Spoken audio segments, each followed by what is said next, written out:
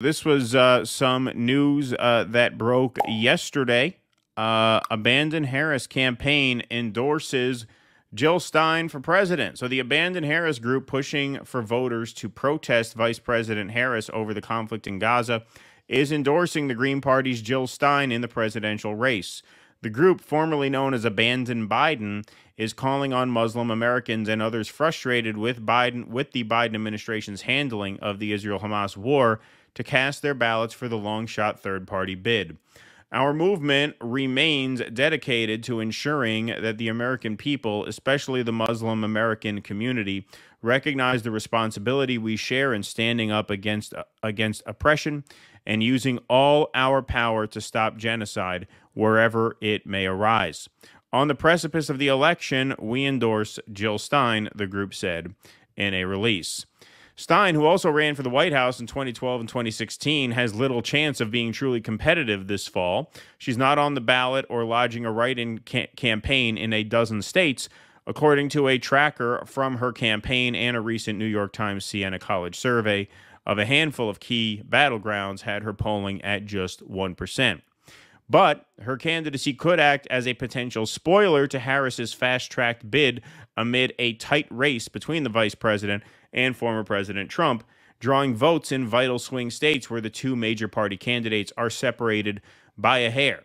That's right. The average margin between Trump and Kamala among the top states is pretty much a dead heat. On average, they are less than 1 point apart. So you don't need to have that many votes to make an impact. And in Michigan, the state where they had the rally on Sunday, she's actually winning a plurality of Muslim voters by a lot, 40 to Trump's 18. Kamala's not even in second. Kamala's in third at 12 points. Democrats, got lost in my head there. Democrats have long been frustrated by the Green Party, and Stein was seen as something of a spoiler to former Secretary of State Hillary Clinton's 2016 campaign against Trump. A similar protest group, this is not a similar protest group. We're going to cover this on Thursday. The Uncommitted National Movement said last month that it wouldn't endorse either Harris or Trump, but recommended against a third-party vote, noting that third-party votes in critical swing states could inadvertently boost Trump. So the Uncommitted, I tweeted about this right before we went on. It's too soon to add it to the show. They are basically like the Sunrise Movement of 2024. Just as the Sunrise Movement, pulled that shit in 2020 where they endorsed Bernie in the primary, and then they made it look like they were going to, hold out and not endorse Biden. They caved. The Uncommitted just put out a video about Project 2025 and how scary Project 2025 is to Palestinians as well as Americans. Yeah. So to call that a similar protest group, I wouldn't really sign off on that framing. It is of a similar nature, I suppose. It's Muslim Americans disaffected by the Gaza war, but totally different strategy, as we'll see pretty clearly in the next segment, actually. Trump has the edge over Harris among Arab Americans, according to recent data from the Arab American Institute, and the vice president faces growing signs that the demographic is souring on her in critical battlegrounds. The Abandon Harris endorsement of Stein comes on the first anniversary of the October 7th Hamas attacks on Israel, which kickstarted the ongoing conflict. The group initially sought to protest President Biden in the Democratic presidential primaries and has since shifted to urge voters against Harris. This speaking of the Abandon Harris movement.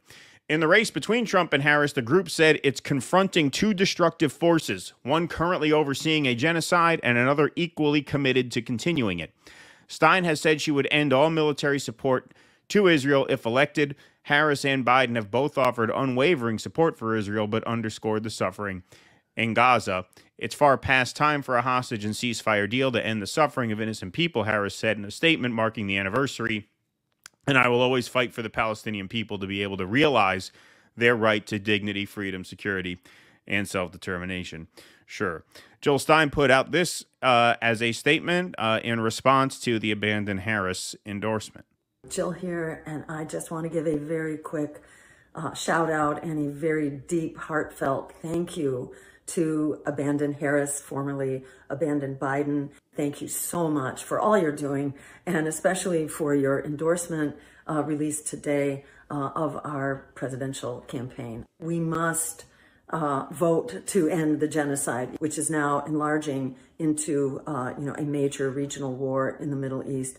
This is impoverishing us, it's endangering us, and above all, there is a moral imperative right now to shut down this genocide. I'm so thankful to Abandon Harris. You have led the fight to end this genocide from the very start, and you have led the fight for the political means of ending the genocide, which is the only way that we can shut it down, which we must do now. Every vote for our campaign is a shot across the bow of the empire to tell them that their days are numbered, we are organized, we are here to stay, and we are growing stronger. There you go. So, they started this Abandon Biden movement way back earlier this year with the express goal of costing Biden the presidency. They made no uncertain terms. They said our goal is to cause Joe Biden to lose. They were organizing boycotts across several swing states. Michigan seems to be the real sort of epicenter of that effort in Dearborn. Right. But they were organizing a boycotting of the Democratic ticket.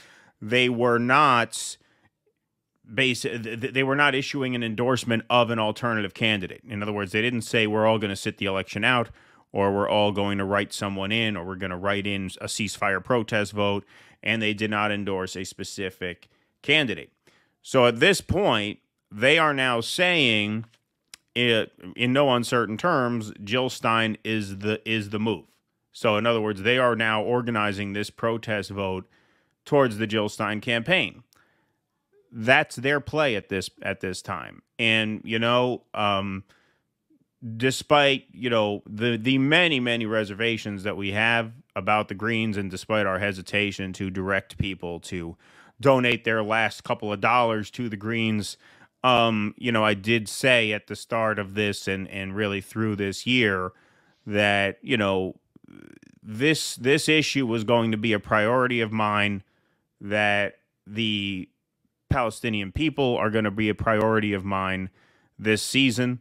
They've been overlooked way too many times. They've been deprioritized way too many times. They've been sold out way too many times. And if this is their play, if they're organizing around Jill Stein, I am inclined to write her in on November 5th. I think that's what I'll be doing. In support of them, in support of the Abandon Harris movement, not as a full-on endorsement of the Green Party. We've gone through that. I understand that. But if this is what they feel they got to do, I will support them in that effort. And for that reason, I will almost certainly be writing her in at this point. I feel pretty confident saying that. Listen, Dave Chappelle has been through a lot in his life. Yeah, right. Yeah, exactly. And I don't want to heap more disappointment on him by not writing in Dave Chappelle. That having been said, the Palestinian people have probably been through more than Dave Chappelle. I would say so. In the past year. So I will join you, my friend. I will be writing in Jill Stein. There you go. It's official. Ring them bells. Ring them bells. Yeah, I mean, to me, that just seems like the move. Yeah, I mean, that just seems like the right thing to do. If that's what they feel the right thing to do is, I'll back them. I will support them. We're back in that play. Yeah, we're back in that play. Right. I'm not going to question that. You interviewed, I forget his name. I wish I remembered his name. I took for granted I would not forget it, but now I did forget it. The head of the Abandon Harris movement. You interviewed him in Chicago. Workers Strike Back just did another event with Jill Stein in Dearborn, Michigan.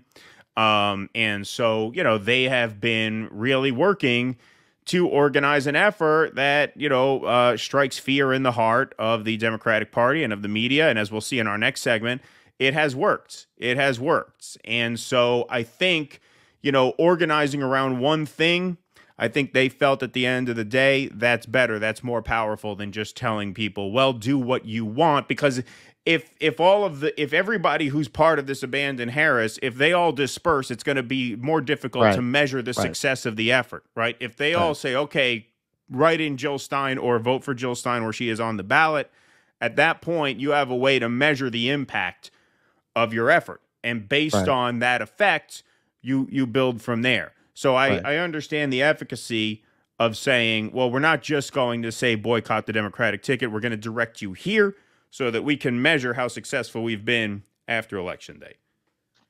Exactly. And I think for people who are anti-war, people who are on the left, yes, your options in terms of the ballot box are extremely limited. It's unfortunate that you do not have an option available that is a feasible path to actually taking power at this time. So what is the most significant action that you can take at this time?